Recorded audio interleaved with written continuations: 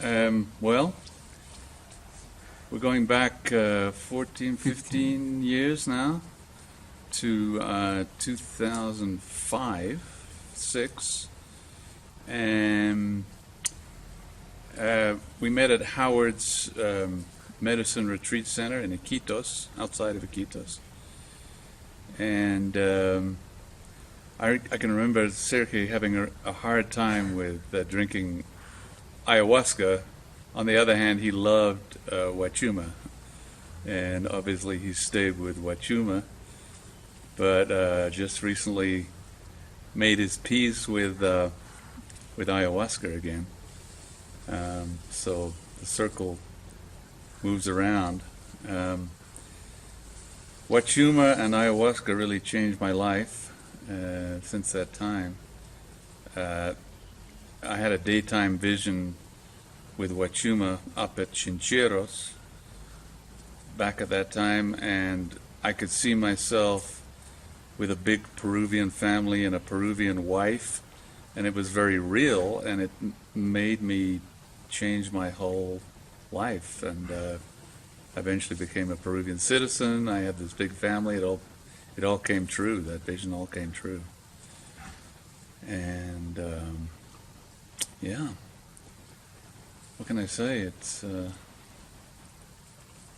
been an amazing 15 years. So how was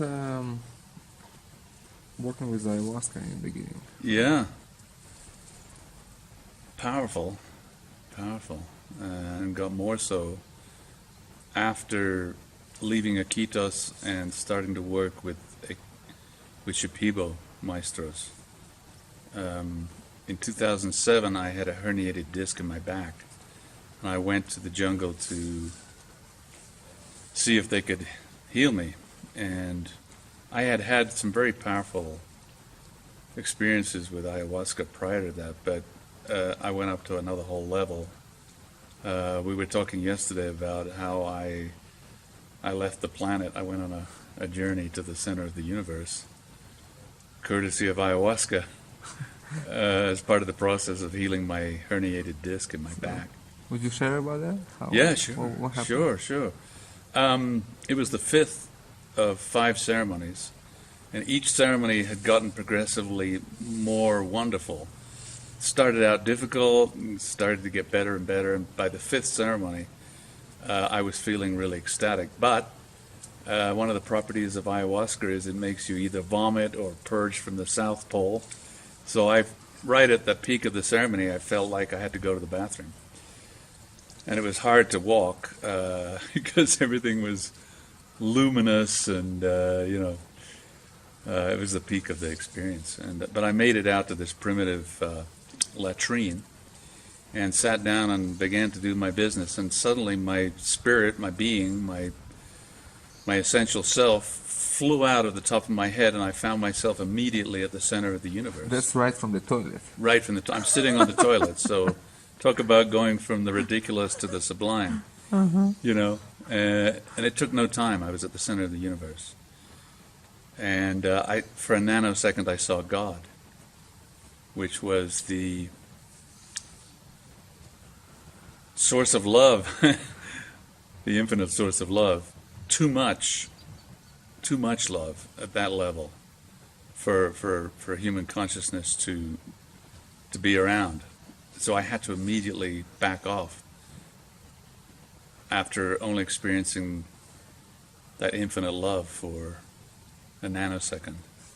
And immediately I found myself in the presence of a being. And I'm not a particularly religious person, but I found myself in the presence of Christ.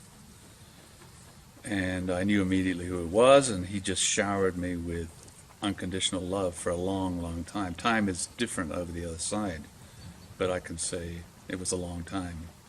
Just love, no judgment, nothing, just showering me with love until it was time for me to go.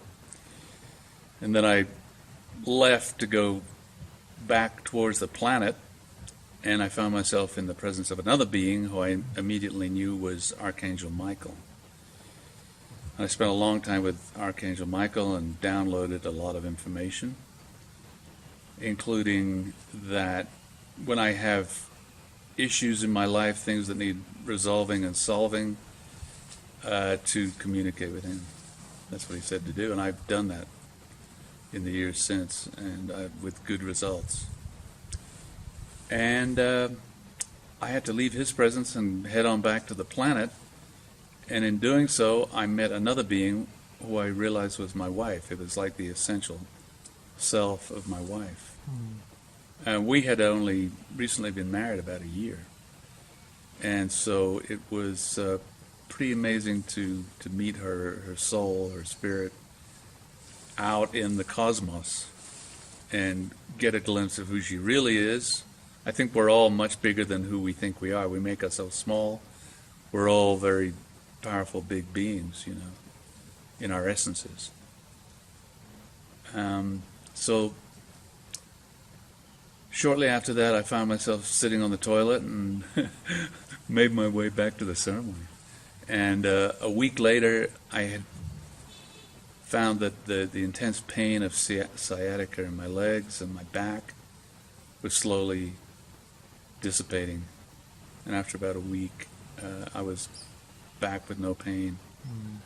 So that journey was sort of like the culmination of the healing process that I'd gone through, which was a very kind of an intense healing process with different modalities of massages and different jungle plants and saunas and, as I said, various ayahuasca ceremonies.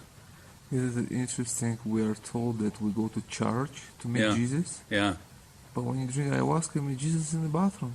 yeah, exactly. The actual Jesus. No? And it was to show me. And not the one on the cross. Yeah. The No, actual- this is this was Christ. This was Christ just showering me with love. He was not on the cross. There was no evidence of any of that.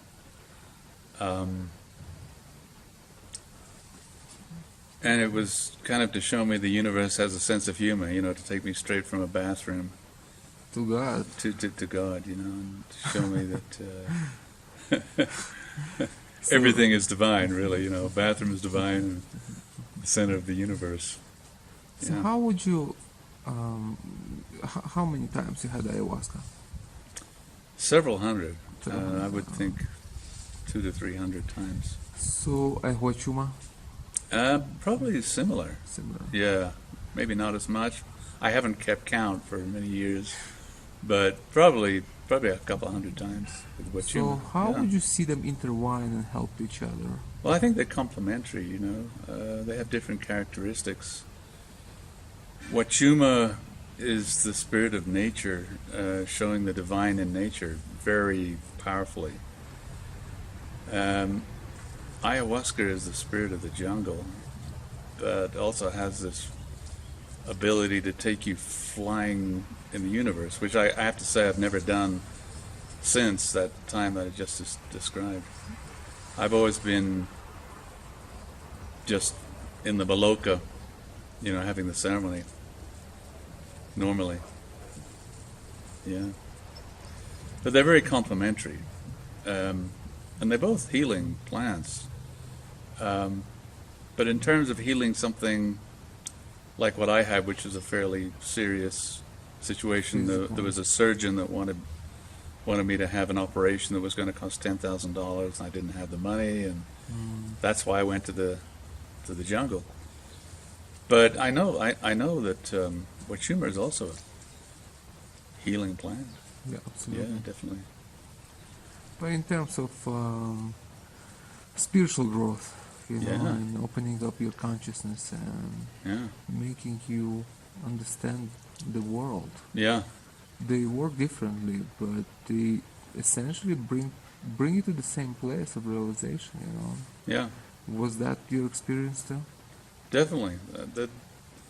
They work in different ways, but essentially what you're saying, I think that's true. Yeah. Yeah.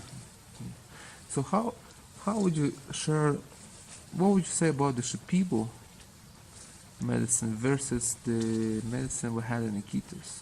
Yeah. What's the difference? Well, the Shipibo have a long lineage going back thousands of years, I don't know how many thousand, of having ayahuasca ceremonies central to their culture, and all their art that they produce in various forms, in ceramic, in textiles, and so forth, is all based on ayahuasca visions and ayahuasca songs, Iquitos.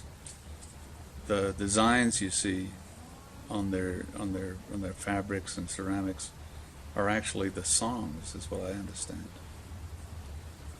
made manifest,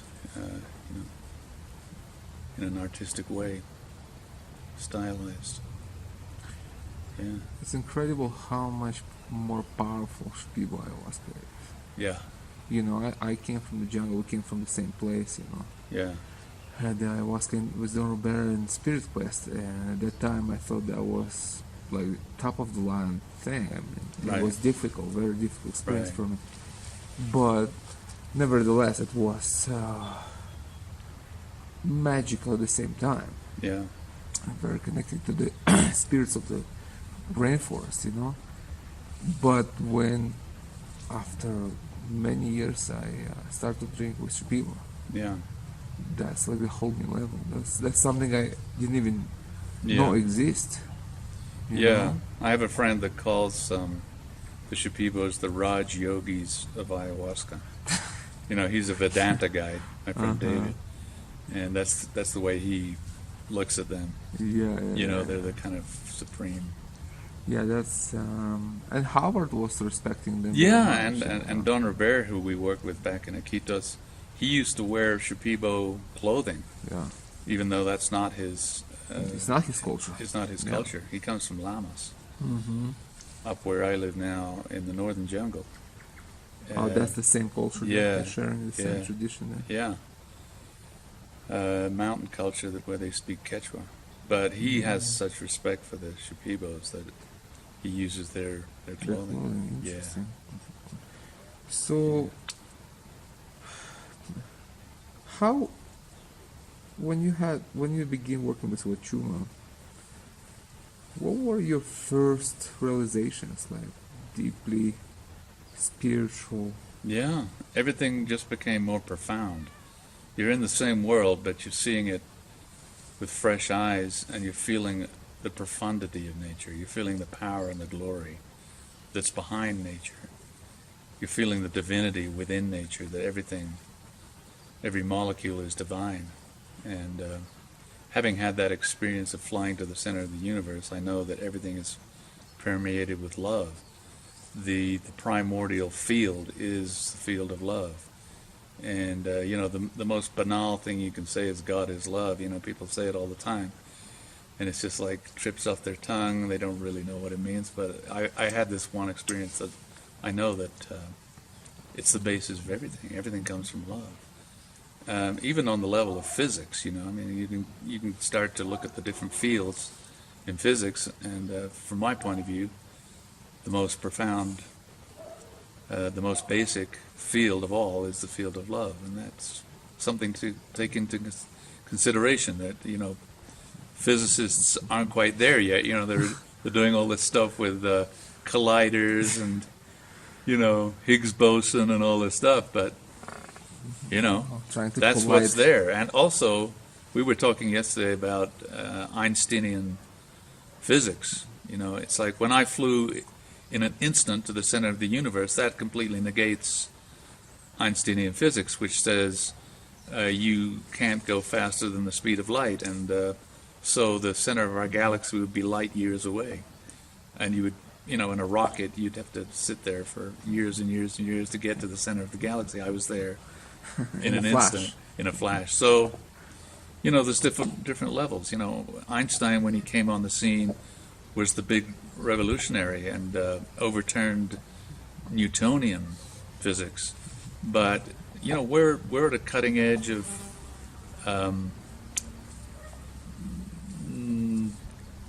realizing that consciousness trumps materiality.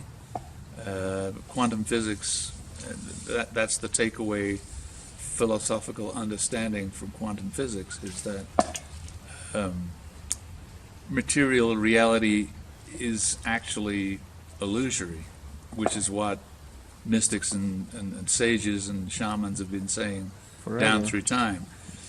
But cutting edge physics is actually bringing that into a wider public understanding and formalizing the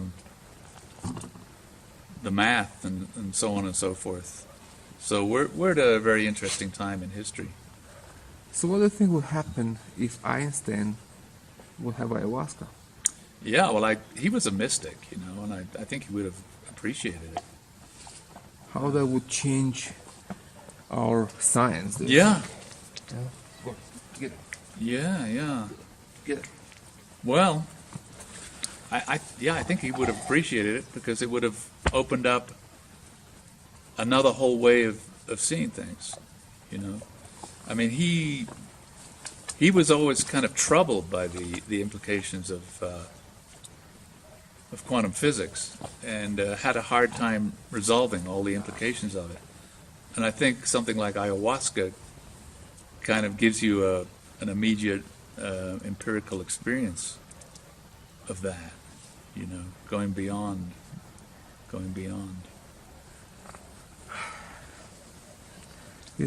It's interesting that, as you mentioned before, that people easily say, God is love, and we are all one. It's like easier said than done. Right. But Right. when you actually experience the thing, then Right. you know what it means, and Right. that's my point that I'm trying to get across in my books and anywhere, in private conversation, that it's all true and correct, but it's all just words. Yeah. Unless you actually experience that, you cannot actually know that. Yeah.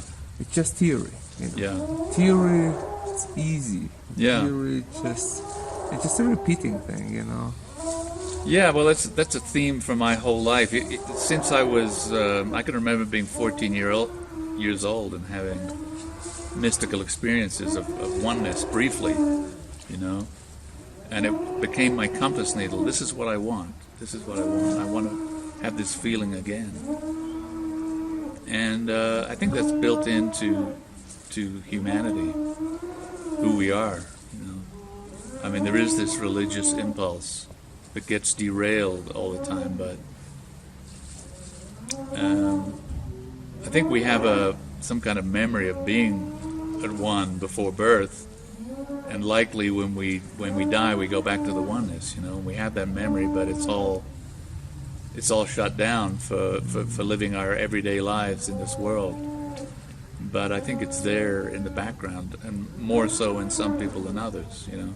Whispering. Whispering, but hardcore materialists, it seems like they're pretty cut off from all of that. Yeah. So. Well, the cure for materialism is medicine. It is. The problem is that people who are hardcore, diehard atheists, they're afraid to go there. Yeah. Maybe on a subconscious level they know that will change the way they see, and they're afraid to lose their way of seeing things. Yeah. But that's exactly what you want to do. So, yeah. Why would you live in willful ignorance of the world? Right. If there is a Right. cure for that, if there is a way to see beyond the material, Right. and stare into the face of divine. Right. For me too, it was that burning desire to experience the Right. truth, to experience spirituality, not just to have an appearance of spirituality or Right. believe in someone who claims to be spiritual and knows the way to God. Yeah. And I had my time in the cults and this gurus thing, Right. and it was good as far as teaching me the wrong way. Yeah. So there was used to Yeah. it, Yeah. But when I came to the medicine, everything has changed, and Yeah. it became empirical. That's the thing, direct experience trumps any kind of theoretical framework. Belief, Yeah. Do you think this is the reason why sacred plants were suppressed throughout centuries and millennia even by religious authorities? Yeah, well, it seems like every religious impulse in the world, that wound up forming a religion, started out with empirical experience. I mean, that's what you read in the texts, that these founders of religions had direct experience of the divine, but generations later it gets calcified, it gets put into a form, it gets put into a dogma, and the masses are forced to believe that there's just one way of viewing everything, and it's happened time after time through history, even modern religions,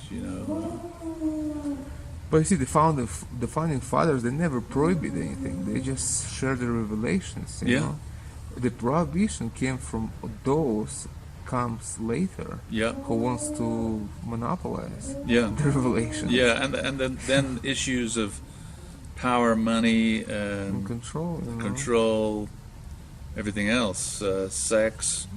It all, takes over the initial direct impulse, and the direct experience gets lost. Yeah. Yeah. So personally, I'm just really grateful to the plant medicines that I've used to give that direct connection. Yeah. It's probably not for everyone. I mean, I know people that just can't do medicine, and they have their own way of going inwards through meditation or whatever it is that they do. But me, I'm someone that kind of needed that kick in the pants, that actually imbibing a substance for several hours and feeling the effects for several hours, and then it's gonna diminish at a certain point. So you dedicate a day or a night or whatever it is to inner exploration, and I like that whole way of. Yeah, that's my way too. Yeah. It's like it's a self-evident truth. Right. It's not someone tells you what to believe in. Right. It's not a second-hand experience of divine that you Right. have to sit and listen and to a guy with who speak with authority. It's the first-hand experience. It's your experience Right. of divine. And we both took various chemical substances in our youth, or our younger selves. Over the years, I've found that I'm grateful to have started out with LSD and MDMA and others, but I don't do any of that anymore, and I wouldn't ever do them again. At a certain point, I was in a ceremony, and I've heard loud and clear, don't ever do anything made in a lab. And these plant spirit medicines that we're using now, primarily ayahuasca and Huachuma, they have a long history, a long heritage of how you use them correctly, and the right set and the right setting. And at a certain time, MDMA really helped me break out of my uptight British cultural programming and loosen up and be in my heart more. But it's a chemical. It's a step. It's a chemical made in a lab, and it has physical effects that you don't really want to repeat over and over again. A few times, okay, your body will get rid of it. But I've met people who've done way too much, and not good in the long run. Yeah, Whereas these plant, Sergei is living proof that you can drink Huachuma thousands of times, only feeling without better. any problem at all. Only feeling better, and I totally relate to the chemical stuff. It helped me a lot. Yeah. In my youth, that was MDMA was my Right. my key, my key to the magical world, Yeah. That was the one drug I truly loved, Right. Right. But it has that physical effect of Yeah, it's depleting very your off, depleting, depleting your life energy. And I always felt like it was a chemical filter there, It's Yeah. like you're reaching out, but there is still, a filter Yeah. to it. So, it's all over it's all ended for me when I had ayahuasca and Huachuma first time 15 years ago. Right. And it's like in the rainforest, they're sitting there thinking that's all in the past. Now it's the real past, Yeah. Now it's the spirit plans, Yeah. and changed my life completely, from hopeless to bliss, Yeah. Yeah. My gratitude is just infinite Yeah. for everything that it did to me, and how it tore my life, and what is it today, Right. Right. and you can relate to it because your life changed in a similar way Yeah. earlier on the path. Well, it's been wonderful seeing you evolve over time, and now coming back after 7 years of being away and seeing what you've built here in this wonderful place, and you just had a vision at the beginning, and you followed it, man. That's it. I was there when Sergey first came to Peru to live. Picked him up in my little car at the airport with his cats, and and he said, "I want to do Huachuma," and I'm like, "Go for it, man. Go for it." And here we are. And here we are, and he's gone for it and found it pretty wonderful.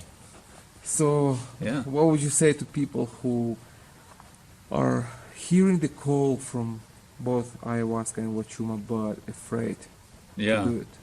What would Well, you I'd say being afraid is completely understandable. It is quite something to leave your everyday self and enter into something much more profound. But my experience is it's all completely safe. I would say Huachuma is slightly easier than ayahuasca overall. For one thing, the taste of actually drinking the liquid it's bitter, but it's not obnoxious. Ayahuasca, you really have to get it together to drink ayahuasca. I mean, sometimes it can be quite sweet, but the majority of times that I've drunk ayahuasca, it's not been an agreeable experience.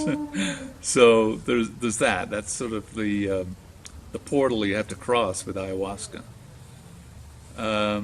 Whereas Huachuma, pretty easy for me at least. And always a peaceful, profound experience. Ayahuasca is much more sort of fireworks than Huachuma. Can be very spectacular, including flying off into outer space.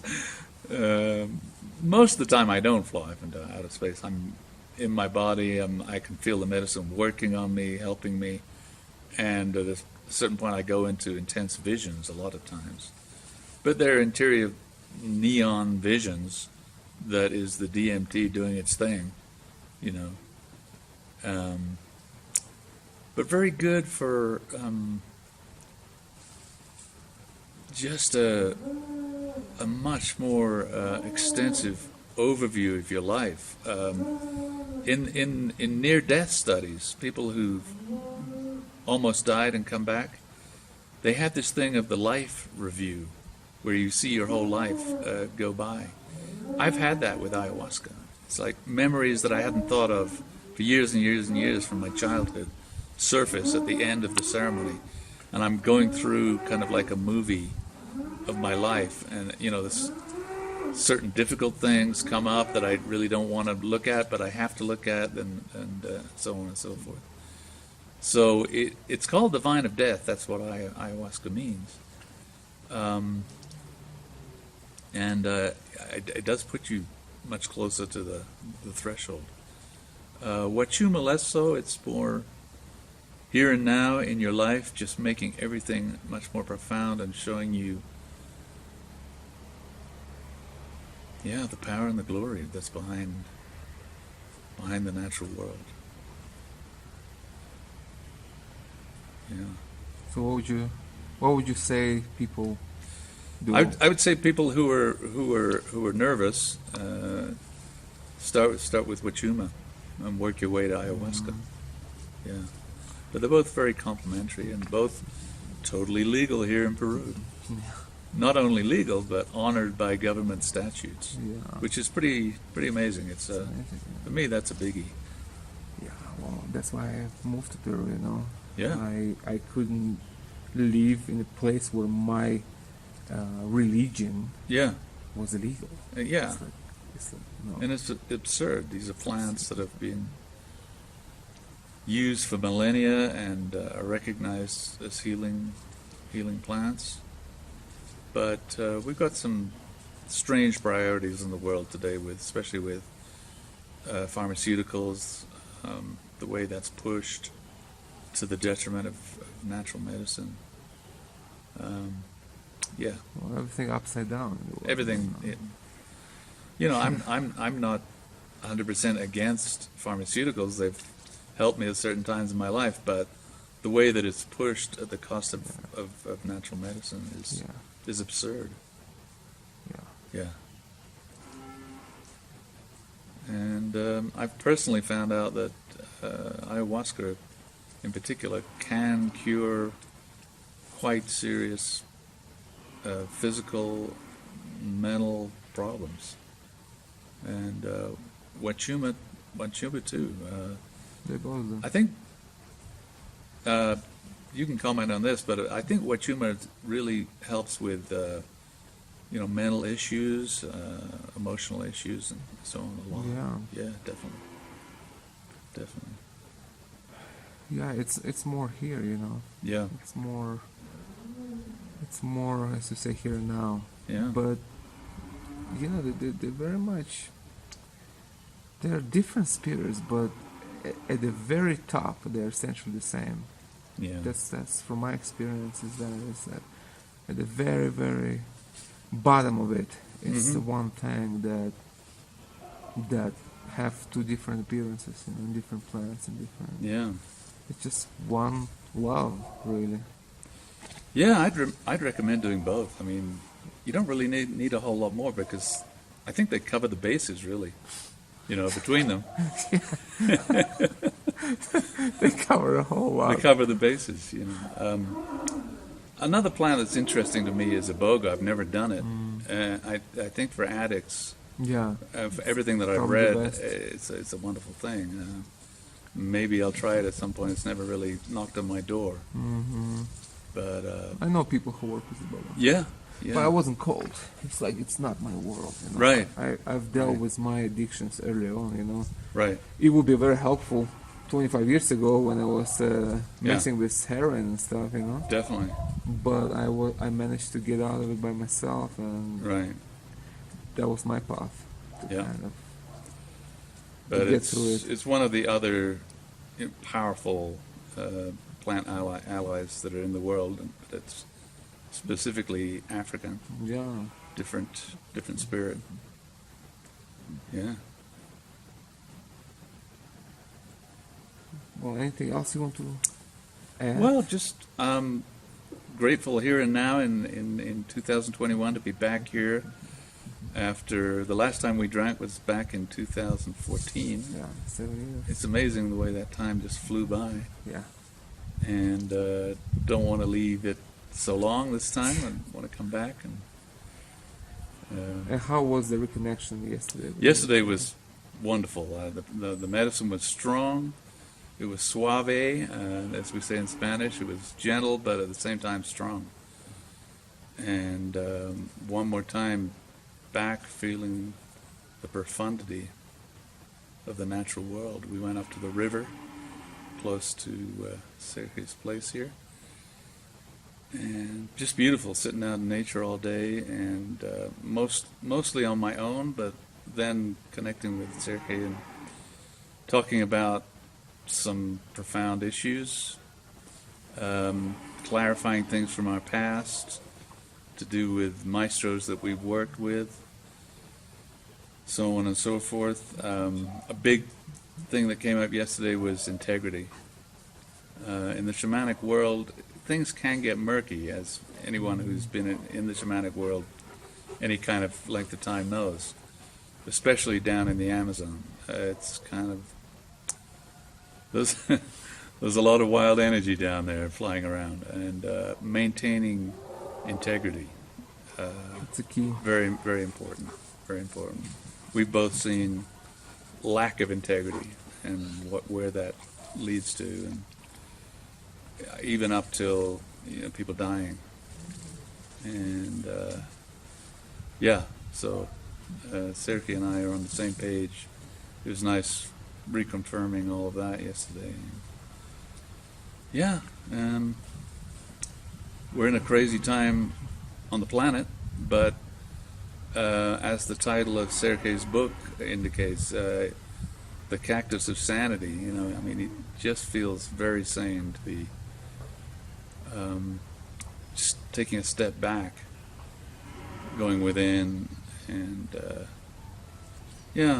it's very healing for me, very welcome after a crazy year in several months. So yeah, very, very grateful to have come back here. Beautiful family. I knew Mia from before, but Alexandra is new, beautiful to see her. We have a lot of history.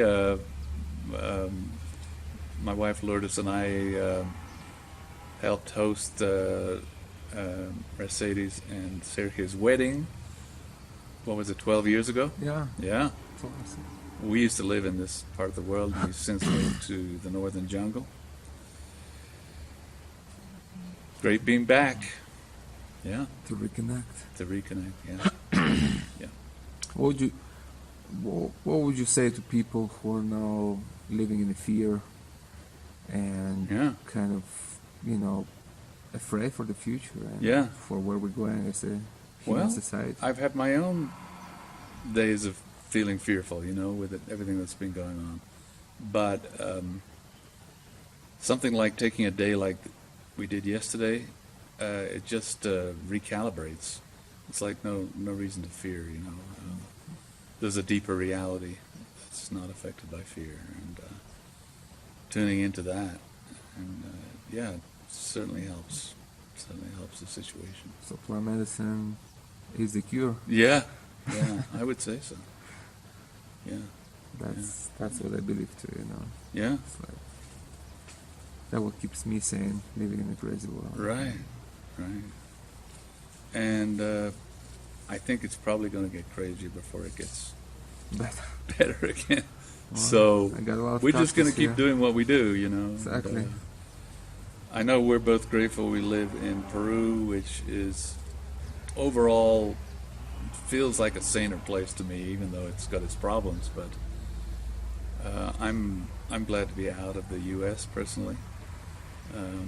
I have a lot of appreciation for the country and the people, but I'm glad to be in Peru. It feels like we have something more approaching democracy here. As I mentioned, the plant spirit medicines are all completely legal here, and that's a lot. And the majority of the people here work the land and know how to grow food. Very small percentage of the population in the industrial countries know how to do that. Yeah, cut off. Yeah. From ground. Yeah. Cut off from land, Yeah. in many ways, in literal and metaphorical. Yeah. And that's the problem. Yeah. Well, our medicine grows from the ground, and Mm-hmm. that's my pharmacy right here. Yeah. Well, thank you for your time. It was really good to reconnect. Yeah. Had a good day yesterday, and don't disappear for another 7 years. Yeah. We're just living down the corner. Yeah. Down the road.